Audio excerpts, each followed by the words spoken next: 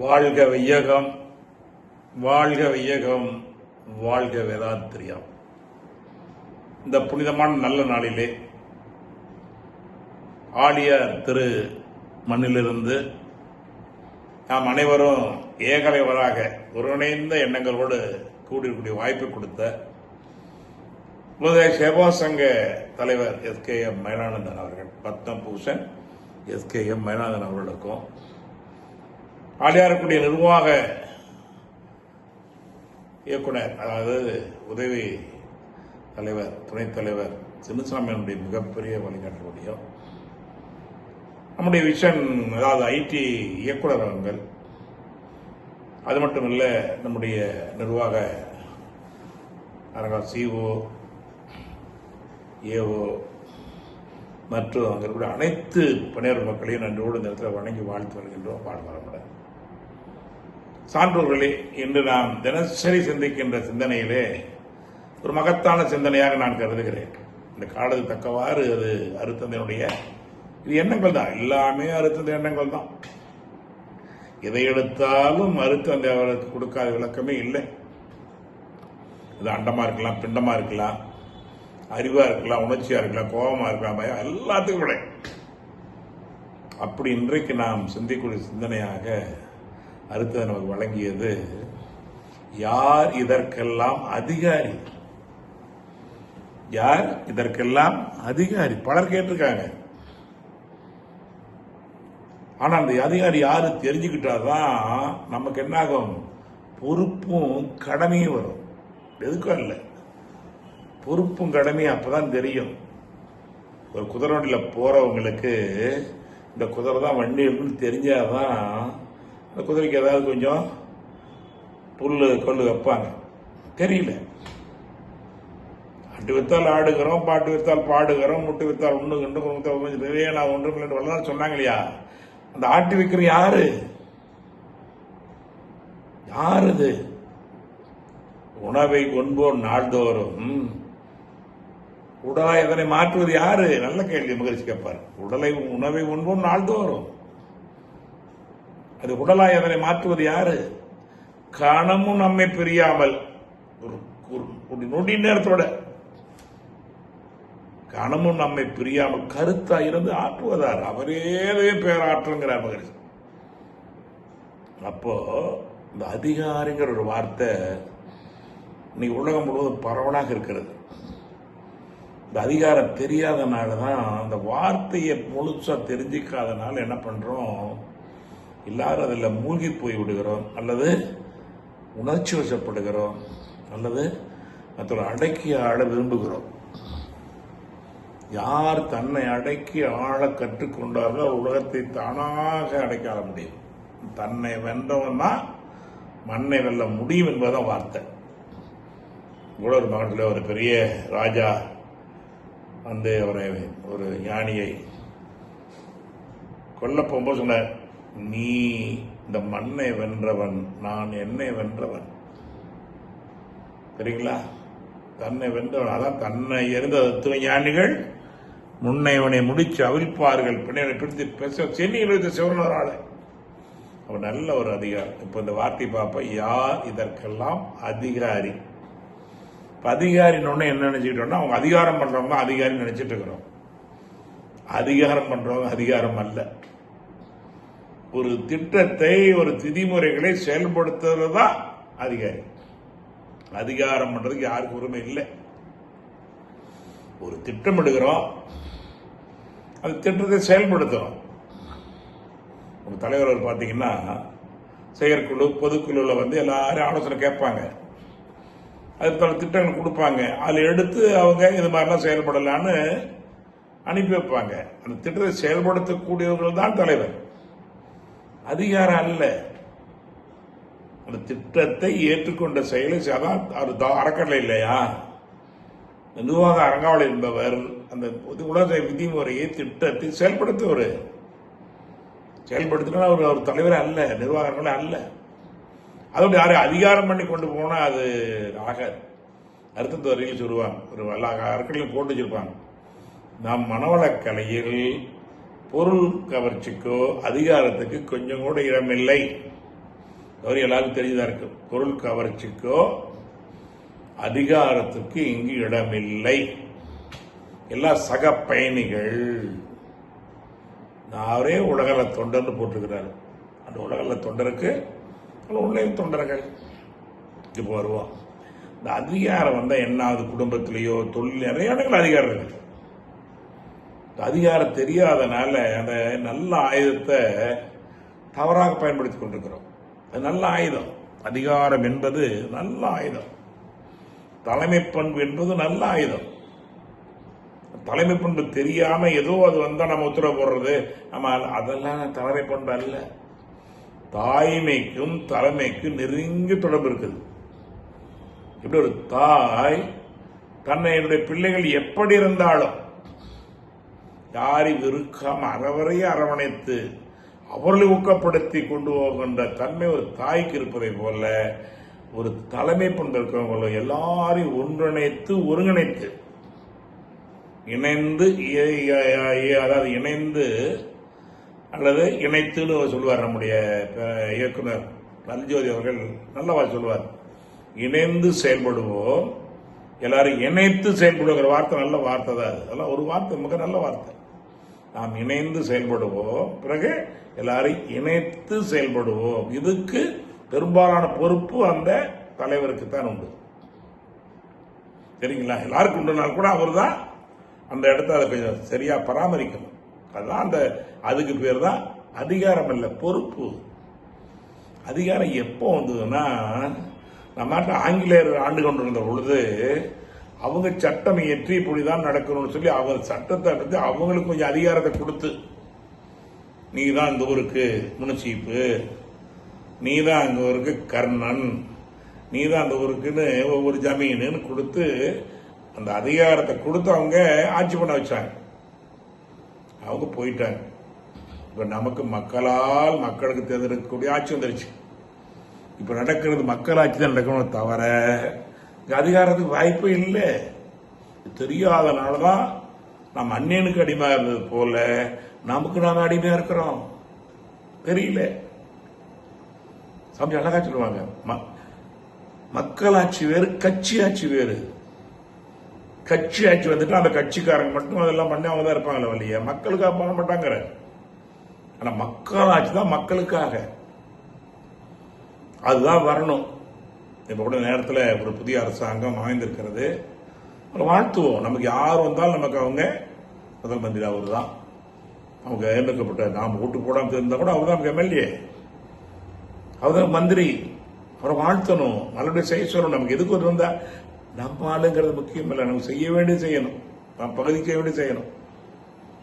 அவர் தோற்குகளான தினசரி உலகில் உள்ள பொறுப்புடைய தலைவர் எல்லாம் உயிரறிவை உள்நுழை பெரும் ஜனம் வாழ்க்கையில் நடந்துட்டு இருக்குது. அப்ப என்ன தெரிஞ்சுக்கிட்டோம்? அதிகாரம் என்பது ஏதோ வெளிநாட்டில் இருந்து கொண்டிருந்த ஒரு ஆட்சியாளர்கள் நமக்கு ஒரு சிலருக்கு அதிகாரத்தை கொடுத்து அவங்க இதைப்படிதான் நடக்கணும் தண்டனை கொடுத்து கொண்டு இருந்தார்கள். இப்ப நமக்கு நாமே ஆளுகிறோம். நீ ஒரு வார்த்தை புரிஞ்சுக்கணும், இந்த அதிகாரம் வந்தா என்ன வரும்னா ஆணவம் வந்துடும். அதிகாரம் வந்தா சாமி அழகா சொல்லுவாங்க, ஆணவம் கண்மம் மாயிரம் மடங்கள் இருக்கு மேலைங்களா. மும்மடம் எப்போ வருது? தனது அதிகாரப்பட்டு பொருள்பட்டு. தான் தனது அதிகாரப்பட்டு பொருள்பட்டு வந்ததுன்னா அவங்களும் நல்லா இருக்க முடியாது, அவங்க சாதல் நல்லா இருக்க முடியாது. சரி, அவங்களும் நல்லா இருக்க முடியாது, தன்னை சார்ந்தவர்கள் நல்லா கூட மாட்டாங்க. அப்போ அதிகாரம் இருக்கும் போது ஆணவம் வந்து விடுகிறது. ஆணவம் வருகின்ற போது அங்க மிகப்பெரிய அகம்பாவம் வந்து விடுகிறது. அகம்பாவம், அவன் அகம்பாவம், அகம்பாவம் இல்லை, அவங்க அகம் பாவமா போச்சு. அதிகாரம் வருகின்ற பொழுது ஆணவம் தலை தூக்கும். ஆணவம் தலை தூக்கினால் அகம் பாவமா போயிடும். அகம் பாவமா போனா கோபமாக வெளிப்படும். கோபமாக வெளிவந்தால் நட்டமோ துன்பமோ ஏற்படும். அவ்வளவுதான். எவ்வளவு அற்புதமான விளக்கம். ஒரு செயலால நமக்கு நாமே என்ன பண்ணோம்? தீமை விளைத்துக் கொண்டோம். இதை தெரிஞ்சுக்கிட்டு எல்லாரும் சொல்றோம். அதிகாரி எங்கேயோ நினைச்சுக்க வேண்டாம். நம்ம குடும்பத்துக்கு, தொழிலுக்கு, மன்றத்தில் கூட தான் பொறுப்புல இருந்து கொஞ்சம் அந்த விதிமுறை கடைபிடிக்க சொல்றோம். நம்ம அதிகாரம் பண்ணக்கூடாது. தான் இருக்கிற விதிமுறை இப்படிதாங்க, கஷ்டமாக சொல்லி மாத்திக்கலாம். அதானே இருக்கு. தலைவரே எது சரியில்லை உடனே மாத்திடுவார். அதனாலதான் இன்னை வரைக்கும் அவர் யார் சொன்னாலும் எந்த தடைனாலும் உடனே ஏற்றுக்கொள்ளுகிறோம். அதனாலதான் இன்னைக்கு உலக அளவில் 27 நாடுகளில் பயணித்துக் கொண்டிருக்கிறோம். நேற்று 400வது கிராம சேவை திட்டம் மிக பிரமாண்டமா திருப்பூர்ல உருவாக்குனாங்க. அதை வாழ்த்தணும். 400வது கிராமம் மிகப்பெரிய முன்னாடு, ஆன்மீக மாநாடு அளவுக்கு அவ்வளவு உழைப்பு. எல்லாரும் சமம் தான். முன்னாடி செய்யறாங்க, வாழ்த்துவோம். இப்ப 14ஆம் தேதி ஒரு கிராமம் பாப்பரெட்டிப்பட்டி பக்கம் கூடிய நம்ம அரங்காவலர் அரங்க துரராகி ஒரு ஆளியார் அரங்காவலம் கூட ஏற்கும் ஒரு கிராமம் எடுத்து மிக பிரமாண்டத்தை அறிவித்து கட்டிட்ட ஒரு தவம். அவர் கிராமத்தில் மிக பிரமாண்டம் 2 மாடி அறிவித்து கோவில், 2வது மாடி கட்டி தலைவர் திறக்கிறாங்க 14ஆம் தேதி காலையில. எங்க கடைகோடி உள்ள அது பஸ் போகாத ஊர் அது. அதுக்கு அடுத்து மாலையில பாப்பரெட்டிப்பட்டியில் கிராம சேவை துவக்கல 401வது கிராமம். யார் நடத்துறா? எல்லாரும் இணைந்து நடத்துறோம், எல்லாரும் சேர்ந்து நடத்துறோம். யாருக்கெல்லாம் இல்லை, முன்னாலும் செய்கிறார்கள். முடிஞ்ச முன்னாலும் செய்யுங்க, செயல் ஊக்கப்படுத்துவோம். அவங்க நல்ல நாள்ல 400வது கிராம் துவக்கப்பட்டு விட்டது நேற்று ஞாயிற்றுக்கிழமை. நேற்று நம்ம வந்தோம் ஞாயிற்றுக்கிழமை. நாளை மறுநாள் 401வது கிராமம் துவக்கப்படுகிறது. தொடர்ந்து நம்முடைய முருகானந்தம் அவர் சொல்லியிருக்காங்க 500வது கிராமம் வருது. பிறந்த நாளுக்கு முன்னால 500வது கிராமம் உருவாக்கிடும் முடியும். நிறைய கொடுக்குறாங்க. இப்போ நிறைய இந்த சிஎஸ்ஆர் நிறுவனங்களும் பல மனம் படைத்த தர்ம சிந்தி நாடு நிறைய கொடுத்து கொண்டிருக்கிறார்கள். ஏன்னா செய்ய பார்க்குறாங்க. நல்ல அற்புதமான விளைவு. கடைகோடு மக்கள் தேறுகிறார்கள். இங்கே சேலம் மண்டலம் மூலமாக இப்போ அருமையான முத்துக்காரிப்பட்டியில அருமையான கிராமத்தை நடந்து மிக பிரம்மாண்டமான ஊரே மாறிடுச்சு. அங்கிருந்து பல கிராமங்கள் தவமையை துவக்கப்பட்டு விட்டது. 50க்கு மேற்பட்டவர்கள் பிரமையானியா போயிட்டு வந்திருக்கிறாங்க. இதுதாங்க வேலை. அப்ப அதிகாரம் என்பது செயலை செய்வதற்கு உண்டான பொறுப்பாளி. அதிகாரி என்பதை பொறுப்பாளின்னு சொன்னா நல்லா இருக்கும்னு நினைக்கிறேன். மாத்திக்குவோம், நம்ம சொல்லுவோம்.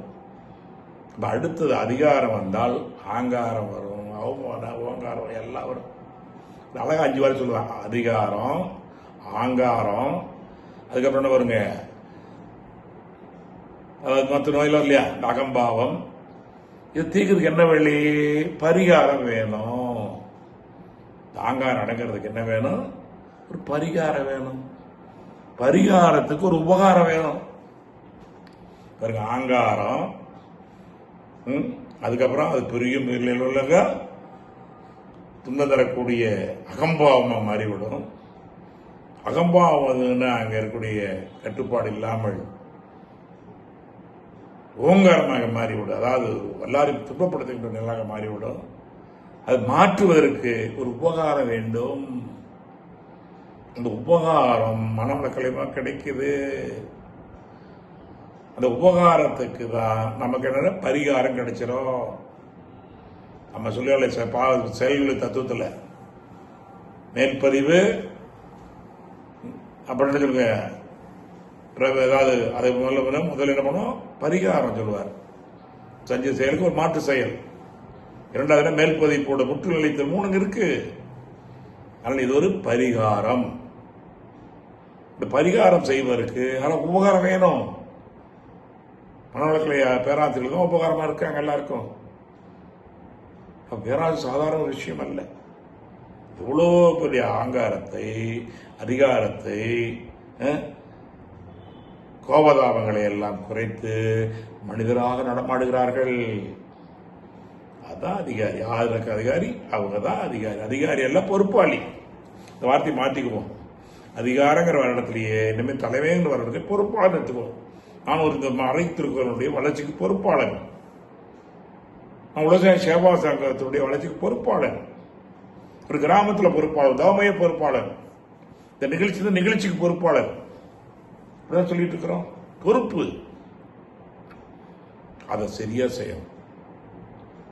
சரியா செய்யணும். பொறுப்பு ஏற்க தாங்க நமக்கு பலம் அதிகமாகும். நீ பொறுப்பு ஏற்கல பயப்படக்கூடாது. அதை எப்படி செய்யணும்? அறிவை வளர்த்துக்கிட்டா எவ்வளவு பொறுப்பு வேணா. தலைவர் எவ்வளவு பொறுப்பு ஏற்றிருக்கிறார். அவரு செய்யறது இல்ல, செய்யறவங்கள சரியான இடத்துல என்ன பண்றாங்க, அமர வைக்கிறார். அவர் என்ன பண்றாருன்னா அற்புதமானது. அதான் நிர்வாகம் தெரிஞ்சவங்க. அவர் பொறுப்பு ஏற்றுக்கிட்டாரு. ஆனா என்ன பண்ணாங்க, செய்யக்கூடியவங்களா தேர்ந்தெடுத்து செய்யக்கூடிய இடத்துல அவங்கள அமர வைக்கிறாரு. அதான் வெற்றி. வேற ஒன்றும் இல்லை. அதை கண்டுபிடிக்கணும், அந்த அறிவு வேணும், அந்த பக்குவம் வேணும். அதுதான் பொறுப்பாளின்னு சொல்ல. சரி, இப்போ ஒரு விஷயத்துக்கு வருவோம். என்ன சொன்னாங்கள, அதிகாரம் என்னாகும், அகம்பாவமா மாறிவிடும். அதுக்கப்புறம் பிரச்சனையா வந்து விடும். அதுக்கு பரிகாரம் தேடிக்கொண்டிருக்கிறோம். எங்கேயோ தேடுறோம். பரிகாரம் வெளியில பண்ணக்கூடாது, உள்ள பண்ணணும்.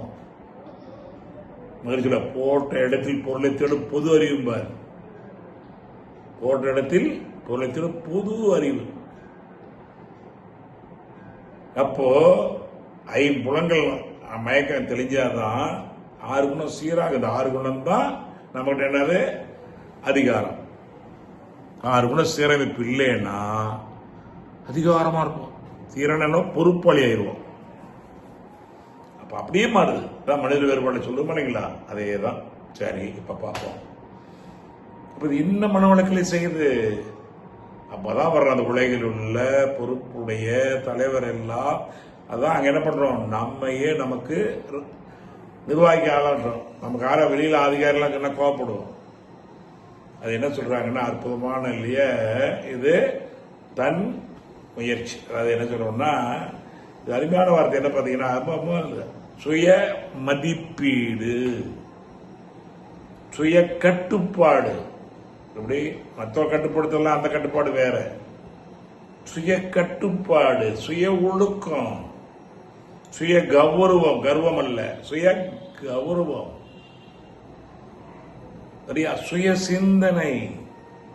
சொல்றாரு, சொல்லால் மட்டும் நம்பாத, சுயமா சிந்தனை. சுய சிந்தனை எப்போ வரும், நீ பொறுமையா அமைதியா இருந்து எல்லாம் கிடைக்கும். சத்தத்தில் இருப்பவர்களுக்கு சத்தியம் புலப்படாத வார்த்தையை இதில் வச்சுக்குவோம். சில வார்த்தைகள் இதில் இடங்கள் நம்ம உதவியா இருக்கும். அப்போ மறுபடியும் சொல்றாங்க, சொல்லால் மட்டும் நம்பாதே, சுயமாய் சிந்தித்தே தெளியணும். சிந்திக்க தெரிஞ்சவங்க எல்லாரும் வாழ்க்கையில் எதையும் சந்திக்க தயாராகி விடுவார்கள். அதனால மறுபடியும் உட்காந்து முதல்ல உடற்பயிற்சி பண்ணு. எப்படி உட்காந்து, நின்று, உட்காந்து, படுத்திருக்க 3 நிலை. அதை பண்ணு. நீ தேகம் பண்படாமல்லாம் மனம் பண்படாது. அதான் தேக சித்திம்பாங்க. முதல்ல தேக சக்தி கிடைக்கணும், அப்புறம் ஆன்ம சக்தி கிடைக்கணும், அப்புறம் ஞான சித்தி அப்பதான் கிடைக்கும்னு சொல்லுவாங்க. அது ரொம்ப பெரிய வார்த்தை இல்லை. உனக்கு தேகம் ஒத்துழைப்பு கொடுக்கலன்னா ஆன்ம சித்தி அடையும். தேக சித்திக்கு சில செயலை செய்யணும், சில செயலை செய்யக்கூடாது. சரிங்களா? 5 நடைமுறை இருக்குங்களா, அதான் வேற பெருசெல்லாம் இல்லை. உன் தேகம் சுத்தி இல்லாமல் உன்னுடைய ஆன்மா சித்தி அடையாது. சித்தினா என்ன, ஒத்து போவாது. ஏதோ வார்த்தை பெரிய சமத்துவ வார்த்தை எடுத்துக்க வேண்டாம். அப்ப தேகம் உனக்கு சித்தி ஆகணும் என்றால் கண்களை மூடி உணர்வோடு அந்த பயிற்சி செய்யணும். இது என்ன, உடல் தியானம். உடல் தியானம். உடற்பயிற்சி எல்லாம் வச்சுக்காதீங்க. உடற்பயிற்சி தியானம் அந்த மாதிரி சொல்லுவாங்க. சாமி இன்னைக்கு நேரம் இல்லை, ஒரு 15